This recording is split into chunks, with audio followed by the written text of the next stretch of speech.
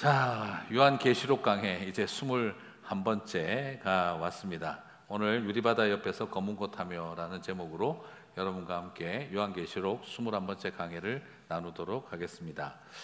자, 우리가 지금까지 살펴본 것처럼 7인 심판도 끝이 났고 7 나팔 심판도 끝이 났습니다. 이제 마지막으로 7 대접 심판이 이제 남아 있습니다. 사탄과 그를 추종하는 자들을 향한 하나님의 심판이 7번씩 3세트로 진행이 되어졌죠.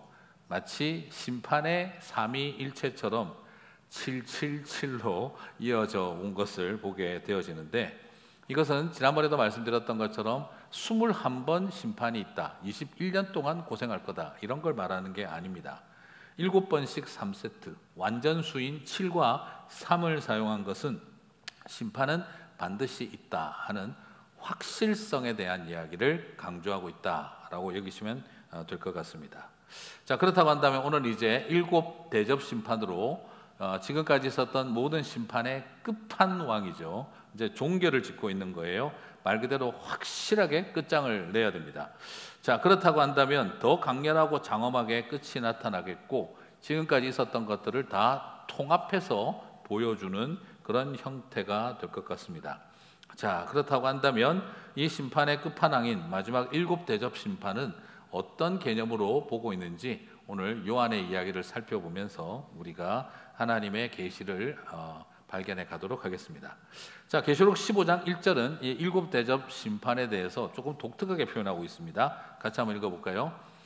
또 하늘에 크고 이상한 다른 이적을 보매 7 천사가 7 재앙을 가졌으니 곧 마지막 재앙이라. 하나님의 진노가 이것으로 마치리로다.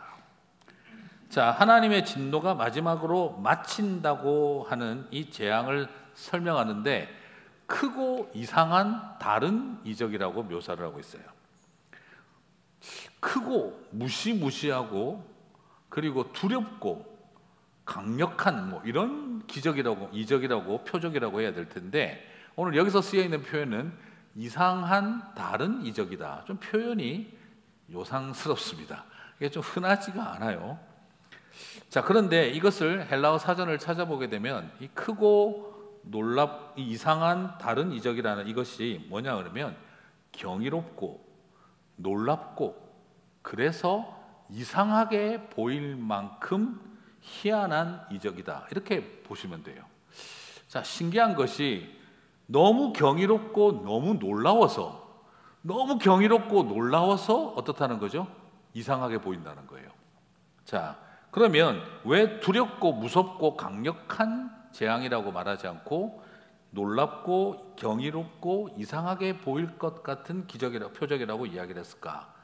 그것은 바로 그 재앙을 당해야 할 세상의 관점에서 본 것이 아니라 그 재앙을 옆에서 지켜보는, 그것을 통해 구원받는 성도의 관점에서 지켜봤기 때문에 이것이 놀랍고 경이롭고 그래서 희한하게 보인다라고 표현하고 있는 것입니다. 그럴 것이 이 짐승을 추종하는 세력들이 바로 당대의 제국의 권세가들입니다. 제국을 추종하는 사람들이에요. 그래서 절대 권력들입니다. 패망이라고는 전혀 모릅니다. 평생을 때리고만 살았지 맞아본 적이 없습니다.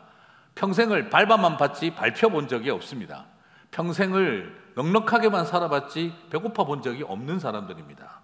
그렇기 때문에 이런 절대 권력이 어떻게 무너질 수가 있을까? 상상을 할 수 없는 제국의 권세가 무너지는 것을 보는 거예요.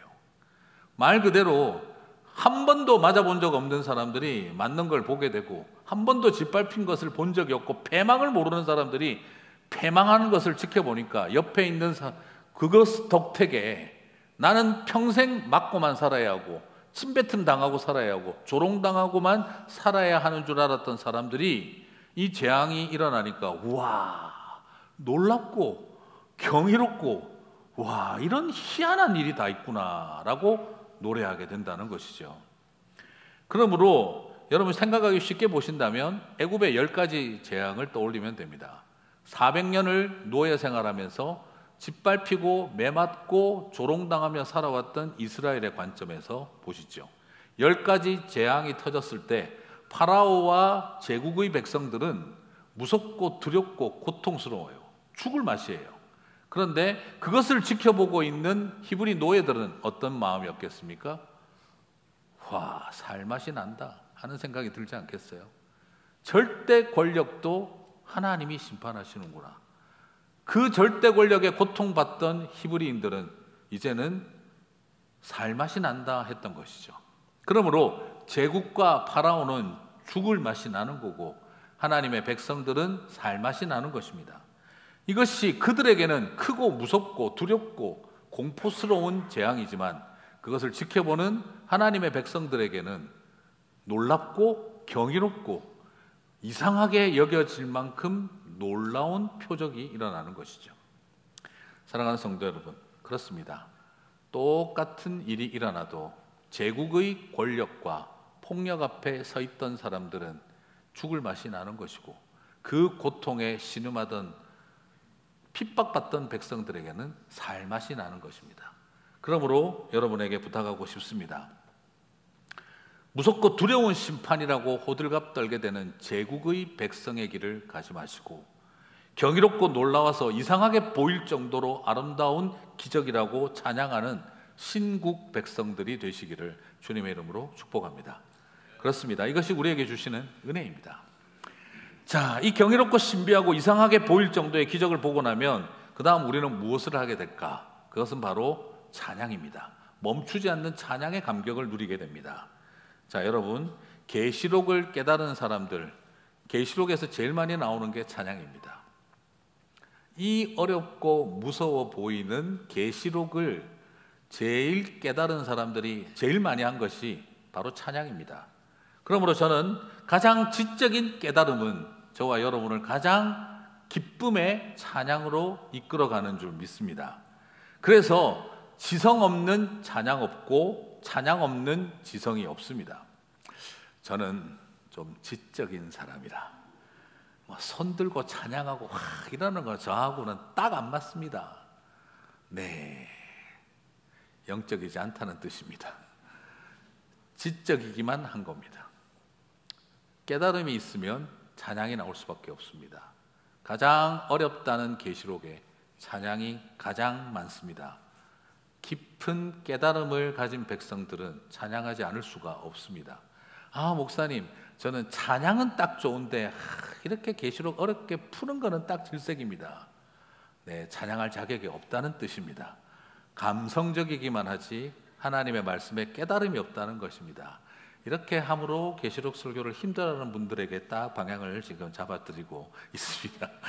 네, 깨달음이 찬양이 되고 찬양함이 깨달음으로 이끌어가게 하는 것이 은혜입니다. 그래서 요한계시록은 가장 어렵다고 하는 요한계시록에 가장 감성적으로 부르는 찬양이 넘칩니다. 기쁨이 넘치는 것입니다. 그렇습니다. 계시록 15장 2절과 4절을 또 보시겠습니다. 또 내가 보니 불이 섞인 유리바다 같은 것이 있고 짐승과 그의 우상과 그의 이름의 수를 이기고 벗어난 자들이 유리바닷가에 서서 같이 읽겠습니다. 하나님의 검은 고를 가지고 하나님의 종 모세의 노래 어린 양의 노래를 불러 이르되 주 하나님 곧 전능하신 이시여 하시는 일이 크고 놀라우시도다. 만국의 왕이시여 길이 의롭고 참되시도다. 주여 누가 주의 이름을 두려워하지 아니하며 영화롭게 하지 아니하오리까. 오직 주만 거룩하시니이다. 주의 의로우신 일이 나타났음에 만국이 와서 주께 경배하리이다 하더라. 여러분, 살펴보는 것처럼 바로 이 감격과 깨달음을 얻는 백성들은 찬양하지 않을 수가 없는 거예요. 그들은 최소한 모세의 노래가 무엇이고 어린 양의 노래가 무엇인지를 깨달아 아는 사람들이었기에 이런 찬양을 부를 수 있었던 것입니다.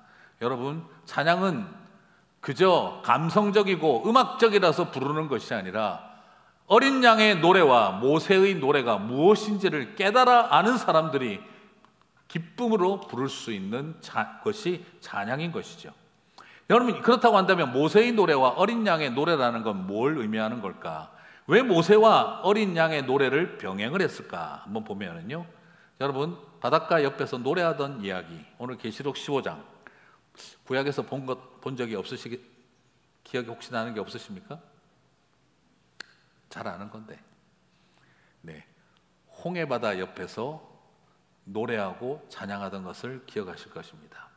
바로 파라오의 군대를 수장시키고 난 다음 온 이스라엘은 그 홍해바다 옆에서 기쁨으로 춤추며 찬양하고 노래했었습니다.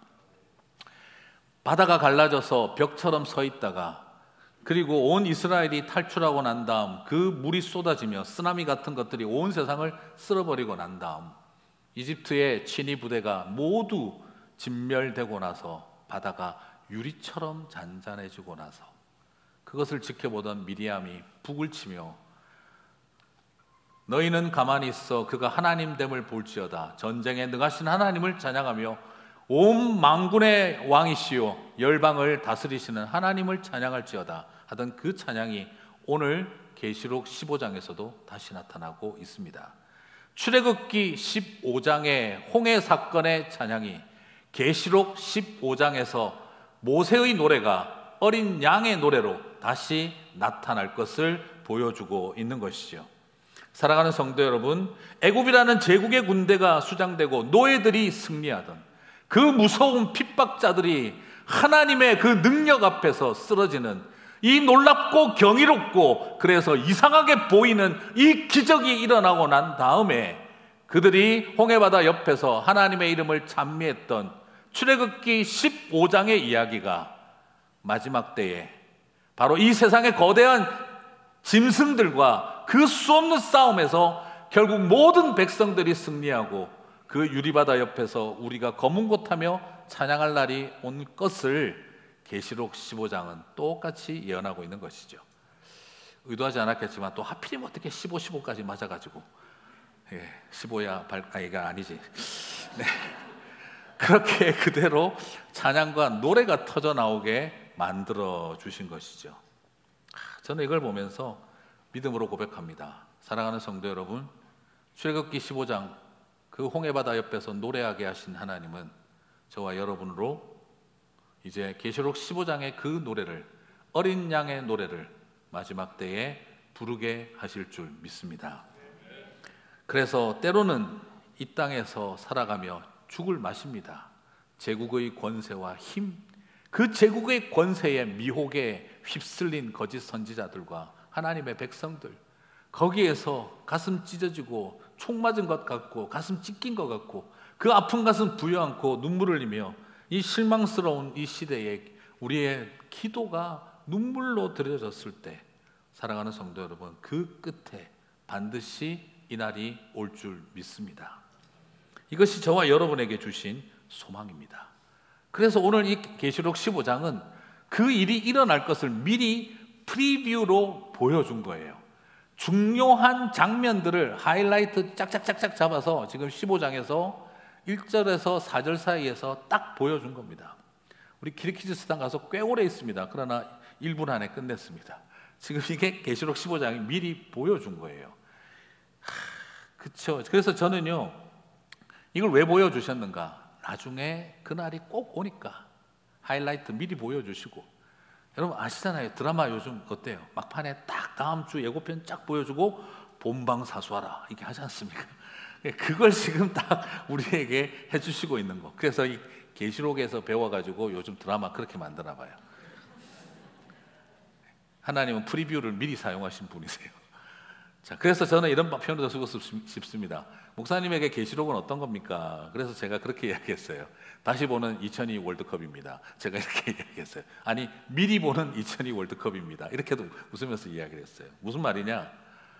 여러분, 이게 딱 그 월드컵에서 가장 핵심 하이라이트만 하나님이 딱 미리 보여주신 것 같은 거예요. 반지의 제왕 안정환이 하면서 팍 이러고 뛰던 그걸 딱 보여주고, 그리고 또 박지성이 가슴으로 볼 트래핑해서 노바운드로 제끼면서 원바운드로 딱 차서 그 가랭이 사이로 들어가며 골대에 들어갈 때, 그래서 세계적인 스타 피구가 눈물을 흘리며 가던 그 장면, 그건 지금 느낌이. 그리고 마지막 그 히딩크가 그 기쁨을 이기지 못해서 어퍼컷 팍 올릴 때, 우리는 아직 목마르다 딱 뜰 때 아직도 보면 눈물이 글썽글썽 나요. 그때 부산에서 그 폴란드랑 시합할 때 우리 그냥 목이 터져라 대한민국 하던 그 감격이 아직도 생각납니다. 마치 너무 이제 이거는 좀 자세가 나오네요, 그렇죠? 네. 그렇긴 하지만 마치 이 계시록의 15장은 그 일을 딱 보여주는 것 같은 거예요. 왜 그러셨겠습니까?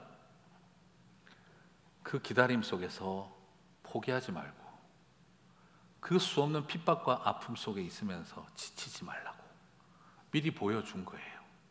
어떤 일이 죽을 맛이 나는 일이 기다리고 있다 하더라도 나의 기다림이 헛된 것이 되지 않을까 의심이 생기더라도 포기하지 말고 끝까지 기다리라고 계시록 15장이 저와 여러분에게 보여주고 있는 것입니다. 소망을 잃지 말라는 것이죠. 때로는 살다 보면 어떻습니까?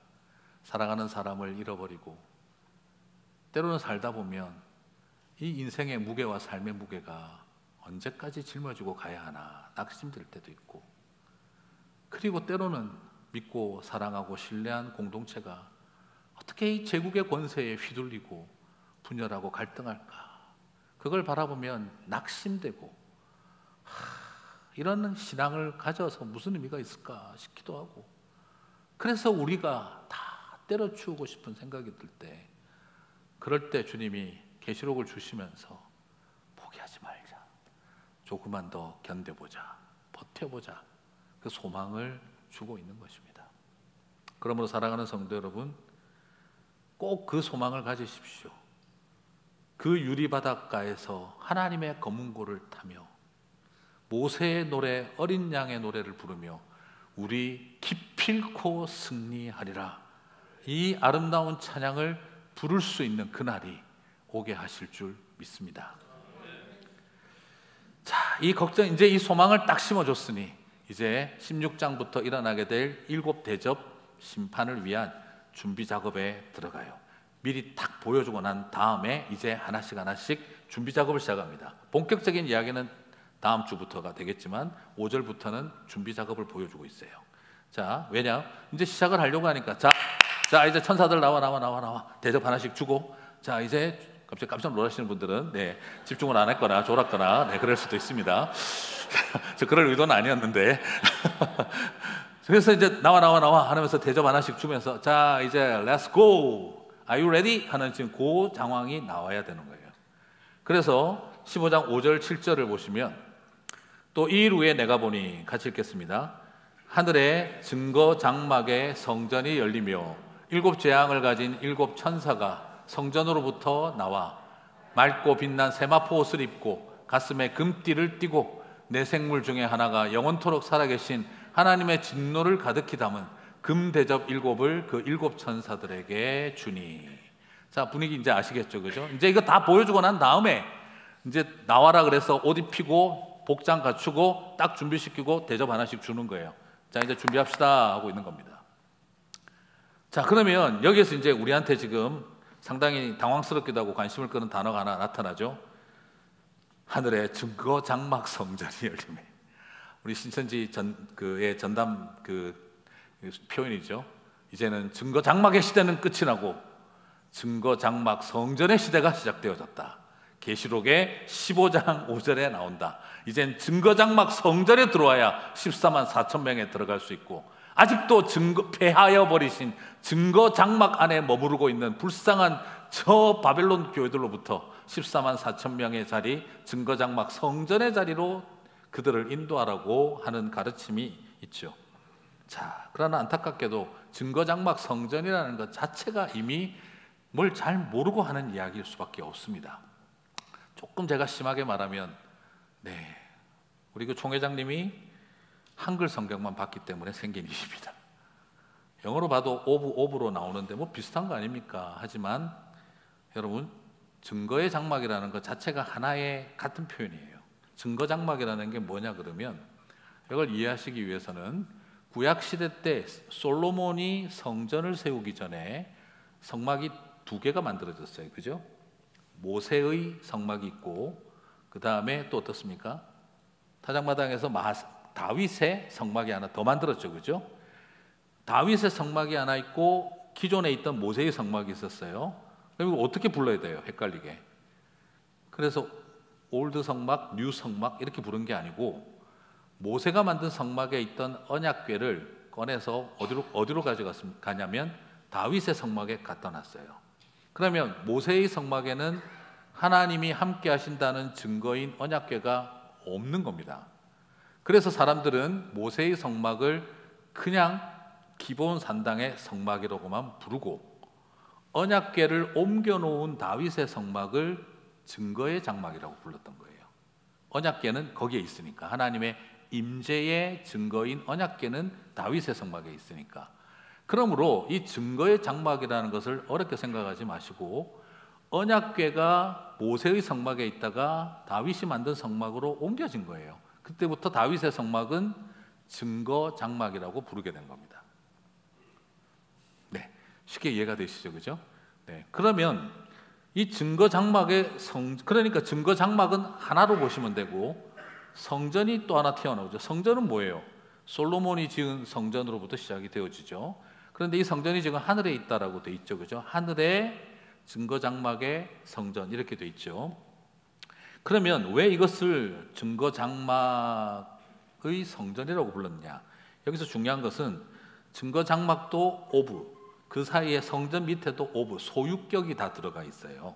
이 소유격을 헬라어 문법에서는 반복되어지는 소유격을 어떻게 정리하냐 그러면 동격적 소유격이라고 그렇게 이야기합니다. 이런 걸 제가 왜 알아야 됩니까? 지금 하시는 분들이 많이 있는데 이거 알아야 됩니다. 왜냐하면 증거 장막이 성전이다, 동격이라는 거예요. 증거 장막은 증거 장막인 곧 성전, 동격이라는 거예요. 증거 장막과 성전이 합쳐서 한 단어가 되는 게 아니고 증거 장막은 곧 성전인, 다시 말씀드리면 이렇게 정리할 수 있는 거죠. 증거 장막인 곧 성전이 열리며 라는 겁니다. 그러므로 증거 장막과 성전은 뭐예요? 같다 이 말입니다.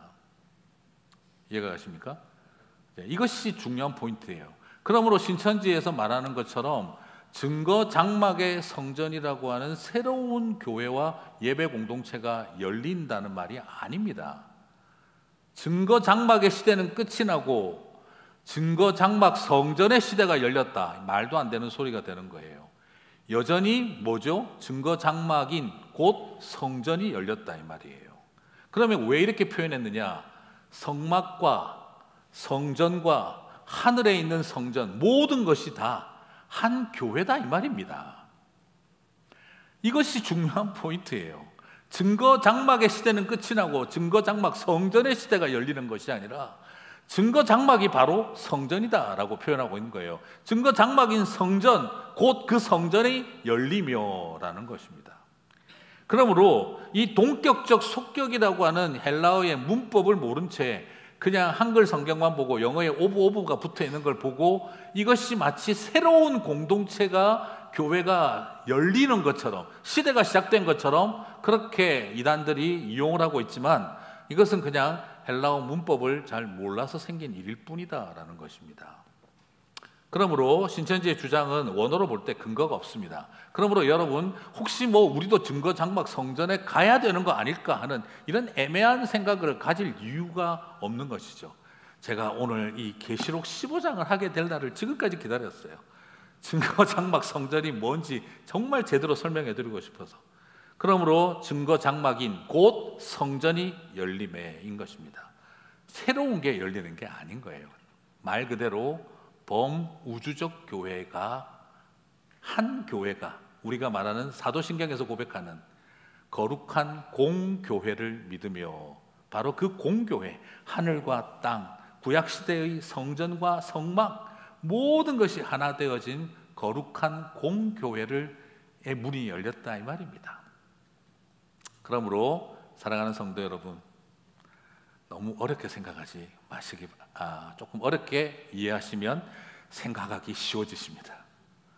그러므로 오늘 이것이 열렸다는 거예요. 그러면 이제 질문이 생기죠. 그럼 증거장막 성전이 열린다면은 이게 대접심판과 무슨 연관이 있는가? 문이 열리는 게 뭔가? 그러므로 여러분 여기서 증거장막 곧 성전이 열린다는 의미는요, 들어오라고 열었다는 뜻이 아닙니다. 14만 4천 명을 데리고 들어오라고 열었다가 아니에요. 그럼 무슨 소리냐? 나가려고 열었다는 뜻입니다. 자, 이게 무슨 뜻이냐 그러면 성전 예배에서는, 성막 예배에서는요, 문이 열린다 이 표현은 이제 예배 끝나고 나간다는 뜻입니다. 자, 이건 무슨 뜻이냐 그러면, 자, 이것을 이해하려면 구약 성전의 그 성막의 제사를 알아야 되는데, 지난번에 우리 같이 살펴봤죠. 향로에 숯불을 넣고 거기에 허브 가루 같은 걸 뿌리면 향연이 가득해지죠, 그죠? 향기가 가득해요. 그걸 뭐라고 했습니까? 성도들의 기도라고 그랬죠. 그래서 안에다가, 성막 안에다가 향단을 두고 거기에 숯불을 집어넣어서 향기로운 연기를 가득 채우면 성도들의 기도가 하나님 앞에 드려지는 것이다 라고 생각했어요. 그래서 성막 안에나 성적 안에는 그 향기로운 연기가 가득 찬 거예요. 그러므로 여기서 우리가 중요한 것은 이 성도의 기도가 가득 찰 때 그걸 또 어떻게 이해했냐 그러면 하나님의 영광이 가득하다라고 이해했던 거예요. 그래서 여러분, 교회는 뭐로 가득해야 합니까? 성도들의 기도가 가득할 때 하나님의 영광이 가득한 줄 믿습니다.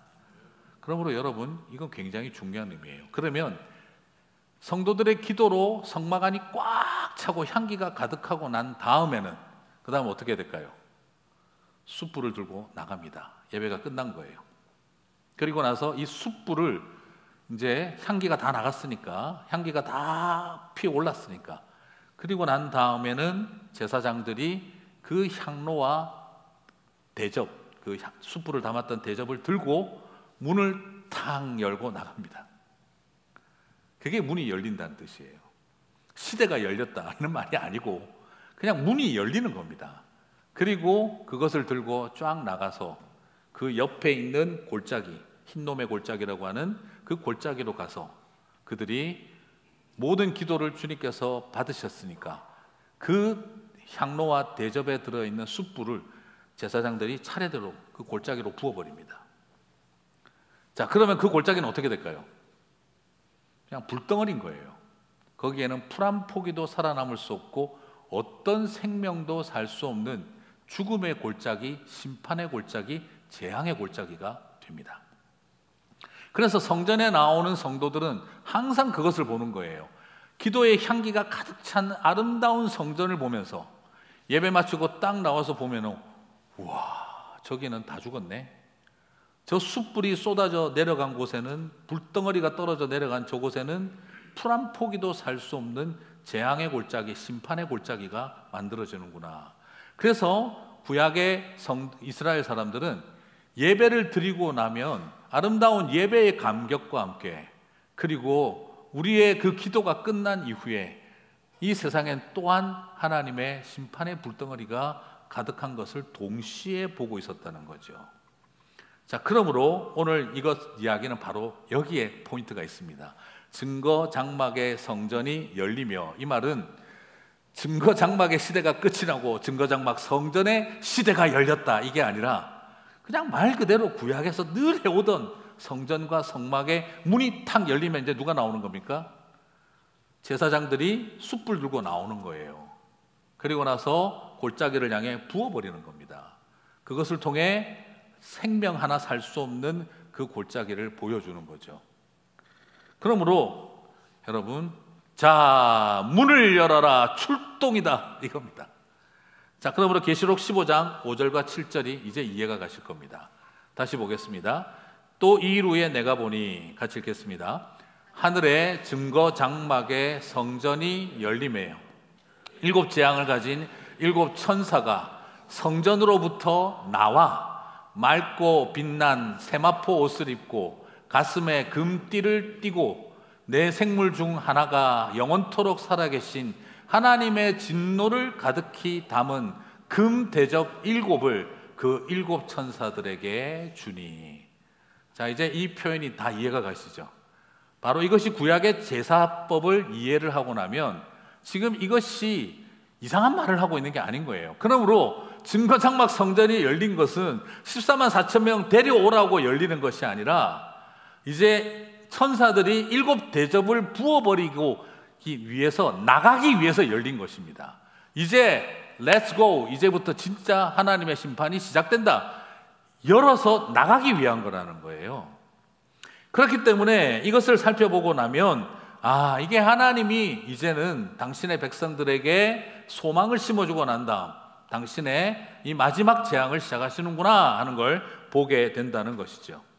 그러면 지금 이 이야기가 7 대접에만 관련된 게 아니에요. 7 인을 뗄 때도 우리가 자세히 못 봤지만 오늘을 위해서 참았던 내용을 이제 말합니다. 그때도 똑같습니다. 7 나팔을 불 때도 그래요. 자, 계시록 8장 1절, 3절, 5절을 볼까요? 7째 인을 떼실 때에 하늘이 반시간쯤 고요하더니, 같이 읽겠습니다. 또 다른 천사가 와서 제단 곁에 서서 금향로를 가지고 많은 향을 받았으니 이는 모든 성도의 기도와 합하여 보좌 앞 금제단에 드리고자 함이라. 향년이 성도의 기도와 함께 천사의 손으로부터 하나님 앞으로 올라가는지라. 천사가 향로를 가지고 제단에 불을 담아다가 땅에 쏟음에 우레와 음성과 번개와 지진이 나더라. 자, 이제 이 표현이 갑자기 확 다 이해가 되시죠?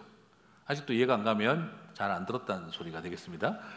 이게 바로 확 이해가 가실 겁니다. 이게 지금 인을 뗄 때도 똑같았구나 하는 걸 발견하게 되죠. 그러면 계시록 11장 15절과 19절 나팔 불 때는 또 어떻게 됐을까? 7째 천사가 나팔을 불매 하늘에 큰 음성들이 나서 이르되, 같이 읽겠습니다. 이에 하늘에 있는 하나님의 성전이 열리니 성전 안에 하나님의 언약궤가 보이며 또 번개와 음성들과 우레와 지진과 큰 우박이 있더라. 자, 이제 왜 하나님의 성전이 열린다 그랬죠? 그죠? 그리고 그게 하필이면 왜 또 성전 안에 언약궤가 보인다? 이게 뭐죠? 증거장막이다 이 말이에요. 언약궤가 있는 증거의 장막이다 이 말이에요. 그러므로 증거장막의 시대가 끝이 나고 증거장막 성전의 시대가 열렸다, 이런 이야기는 말이 안 되는 소리라는 거예요. 지금 여기서도 보는 것처럼 그 7째 나팔 소리가 불릴 때도 하늘에 성전이 열렸고 그 안에 언약궤가 보이더라. 그리고 그 다음 뭐죠? 심판이 시작되잖아요. 그러므로 지금 인을 뗄 때에는 성전 안에서 향로에 불을 붓는 거예요. 나오고 7 나팔은 성전이 열리고 증거 장막이라는 것을 설명해 주고, 그리고 또 열리니까 심판이에요. 이 2가지 이야기를 합친 게 뭐죠? 증거 장막 성전이 열리며 금대접을 받아 땅에 부으니 심판이 시작되더라. 그러므로 계시록 15장은 8장과 11장의 이 스토리를 완벽하게 합쳐서 종합 정리한 것이죠. 왠지 저만 재미있는 느낌이 살짝 들고 있습니다만, 그러나 여러분, 성경이 허투루 막 적어 놓은 것이 성경이 아니라 바로 하나님의 이 심판이 얼마나 우리 안에 이것이 온전히 준비된 것인지를 저와 여러분에게 보여주고 있는 거예요. 이것이 결국 그런 이단 집단들이 마치 증거 장막 성전이 자기들만의 뭔가 특별한 집단인 것처럼 설명하지만, 이것은 그냥 말 그대로 우주적인 하나님의 거룩한 공교회가 이 사명을 감당하는 은혜의 자리에 있다는 걸 그냥 보여주고 있는 것입니다. 사랑하는 성도 여러분, 그렇습니다. 우리의 기도가 그래서 중요한 것입니다. 그러므로 기도하는 사람들은 주의해야 합니다. 그리고 기도하는 사람들을 귀하게 여겨야 합니다. 교회는 찬양과 기도로 꽉 차야 합니다. 그럴 때 우리는 세상을 향해, 이 제국의 권세를 향해 설 수 있는 것입니다. 저는 이제 이것을 살펴보면서 여러분하고 이야기를 나누고 싶습니다. 반드시 그날은 온다. 반드시 그날은 온다. 성전이 확 열리고 하늘의 천사들이 쏟아져 나올 때 우리에게 그것이 얼마나 큰 위로가 될까요? 말 그대로 생각해 보시겠습니까? 낙동강 전투가 벌어져서 수없는 공격 앞에 목숨 걸고 그 자리를 지키면서 언제 끝날까? 언제 끝날까? 와, 이거 우리 살아남을 수 있을까? 이제 요만한 낙동강만 딱 남겨놓고 저 엄청난 공격을 받아내고 정말 힘들어 죽겠다라고 싸우고 있고 수많은 동료들을 잃어가고 있을 때, 그때 갑자기 인천 상륙작전이 벌어지고 허리를 딱 자르면서 바로 지원군이 내려온다는 소식을 들었을 때, 낙동강 전투를 싸우던 수많은 병사들은 이제 죽겠구나 하다가 메가더 장군이 인천 상륙작전을 했답니다 하는 그 말이 들려왔었을 때, 죽음과 같은 전투를 하다가 거기에서 전부 다 참호 밖을 나와가지고 와 하지 않았겠어요? 오늘 이 이야기는 바로 그 이야기입니다. 이 제국의 권세 앞에 끊임없이 고통받고, 그리고 그 제국의 힘 앞에 시달리던 백성들에게 이제 하늘의 성전이 확 열리면서 그곳에서 천사들이 7 대접을 듣고 온몸에 금띠를 두르고 한 걸음씩 한 걸음씩 그 골짜기를 향해 나온다, 이 말이에요. 그 말을 들었을 때 이 땅의 백성들에게는 이제 하나님의 전폭적인 지원이 우리를 향해 나오는구나, 지금까지 참았던 그 눈물과 고통과 희생과 수고가 이제 위로를 받는구나 하는 그날이 반드시 온다는 것입니다. 사랑하는 성도 여러분, 근데 왜 주님은 기다리게 하시는 걸까? 왜 우리는 그때까지 희생당하면서 기다려야 하는 걸까? 우리 마음에 질문이 있습니다. 그러나 저는 이렇게 말씀드리고 싶어요. 한 영혼이라도 더 살리기 위해 주님은 기다리고 계신 것입니다. 한 영혼이라도, 많은 분들이 오해합니다. 요한계시록을 보면 하나님이 심판을 되게 즐거워하시는 것처럼 착각해요. 하나님이 심판을 즐거워하시는 게 아닙니다. 예수님이 심판이 좋아서 계시록을 쓴 게 아닙니다. 한 영혼이라도 더 살리기 위해 심판을 미루고 기다리시는 겁니다. 그런데 그 기다림이 저와 여러분에게는 서글픔이 되고 의심이 되고 희생이 되고 아픔이 되고 고통이 되는 거죠. 무슨 말인지 이해가 가시죠? 맞아요.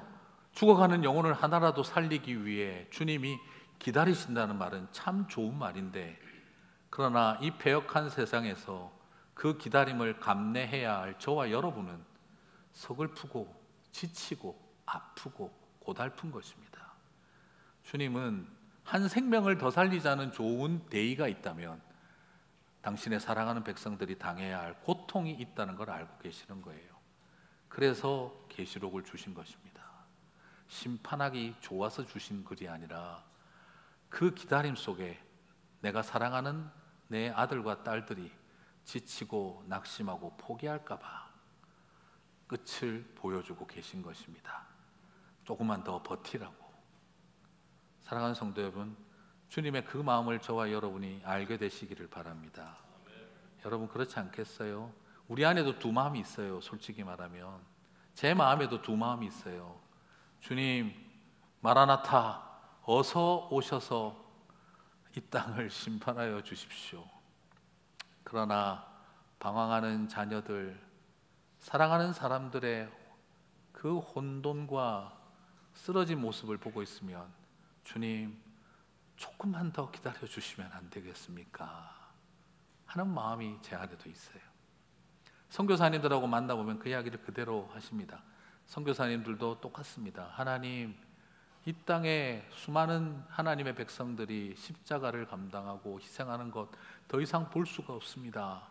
속히 재림하여 심판하여 주십시오 하면서도 주님, 할 수만 있다면 저 영혼을 위해 조금만 더 기다려 주시면 안 되겠습니까? 그 마음이 공존합니다. 주님은 사랑하는 사람들을 위해 기다려 주셨으면 하는 우리의 마음을 아시고 기다리시고 계신 겁니다. 그런데 그 기다림이 누구의 아픔이냐면 우리의 서글픔이고 우리의 고통이고 당신의 사랑하는 자녀들의 아픔인 것을 알고 계시는 거죠. 그래서 주님이 심판하기를 즐거워해서 계시록을 써주신 게 아니라, 사랑하는 내 자녀들아, 아무리 아파도 조금만 더 견뎌다오. 그래서 주님이 저와 여러분에게 고맙고 미안해서 써주신 글이 계시록입니다. 저는 분명히 이렇게 믿습니다. 나중에 재림의 때에 주님이 오셔서 저희들을 바라보시며 사랑하는 내 자녀들아, 고맙다, 미안하다, 너무 오래 기다리게 했구나, 그러나 그때 저와 여러분이 이렇게 대답하셨으면 좋겠습니다. 주님 마음 압니다. 왜 이렇게 빨리 안 오시고 더디 오시나 서운하고 섭섭하기도 했습니다. 그러나 하나님, 저도 아픈 손가락 같은 자식 키우는 애미고 애비입니다. 저 정신 못 차리는 내 새끼, 하나님 조금만 더 기다려 주시면 안 되겠습니까? 하며 저도 기다려 왔습니다. 사랑하는 사람 가슴에 품고 견디다 보니 칼로 가슴을 베는 것 같았습니다. 그러나 그래서 주님께 어서 오시기를 바라면서도 저도 기다렸습니다. 기다려 주시기를 바랬습니다. 저도 자식 키우는 애미이고 애비입니다. 하나님 아버지의 마음 압니다. 서로 그럴 때 주님께서는 우리에게 내 마음 알아주니 고맙다, 그리고 너희들 너무 기다리게 해서 미안하다 해주시고, 우리는 주님 마음 압니다 말할 수 있을 때 계시록의 이야기는 아름다운 찬양으로 가득할 줄 믿습니다. 사랑하는 성도 여러분, 조금만 더 기다리십시다. 조금만 더 견디십시다. 조금만 더 버티십시다. 경이롭고 놀랍고 희한한 날들이 결국 오게 될 줄 믿습니다. 우리 다 함께 자리에서 일어나셔서 찬양하고 마치겠습니다.